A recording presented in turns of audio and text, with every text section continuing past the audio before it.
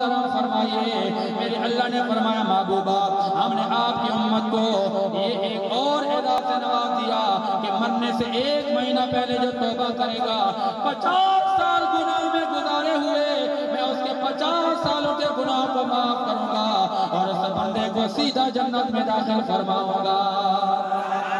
لیکن نانا بات جہاں ختم نہیں ہوئی، میرے آقا نے اللہ کی بارگاہ میں عرض کی اے اللہ اور کرم فرمائیے۔ میرے بے نیاز نے فرمایا محبوبہ آپ کا امتی 50 سال یا 30 سال 40 سال گناہ میں گزارے گا، اگر مرنے سے 1 ہفتہ پہلے توبہ کرے گا میں سارے گناہ معاف کر دوں گا۔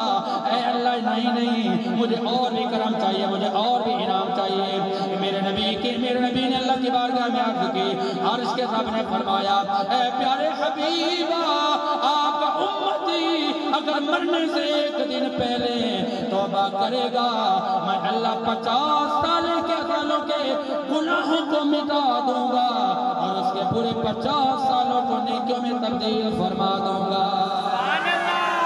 لیکن اس سے بھی بڑی بات کرنا چاہوں گا، خاموش نہیں رہیے گا۔ آپ علیہ السلام کی محبت دیکھیے۔ میرے نبی نے پھر اللہ کی بارگاہ میں عرض کی اے خالق کائنات مالک لم یزل، میں جانتا ہوں کہ میری امت بڑی آلکسی کے شکار ہے، میری امت سستی کے شکار ہے۔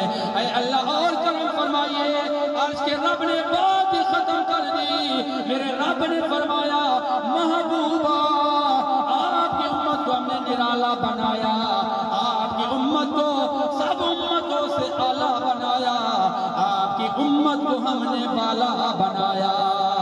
اللہ کریم نے فرمایا اے پیارے حبیب آپ کا امتی مرنے سے 1 لمحہ پہلے بھی اگر توبہ کر لے گا میں اس کے گناہوں کو نہیں دیکھوں گا، میں محمد کی یاری کو دیکھوں گا۔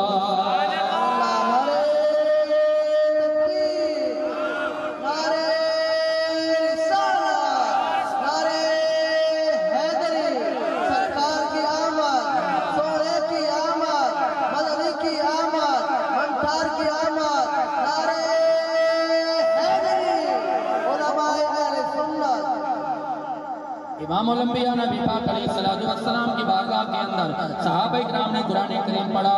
جب انہوں نے قرآن کریم پڑھا تو میرے آقا کے سامنے جب یہ آیت کریمہ پڑھی گئی کہ گزشتہ امتیں اگر جھوٹ بولتی تھی تو ان کے ماتھے پہ لکھ دیا جاتا تھا، اگر وہ بدکرداری کرتی تھی تو ان کے ماتھے پہ لکھ دیا جاتا تھا۔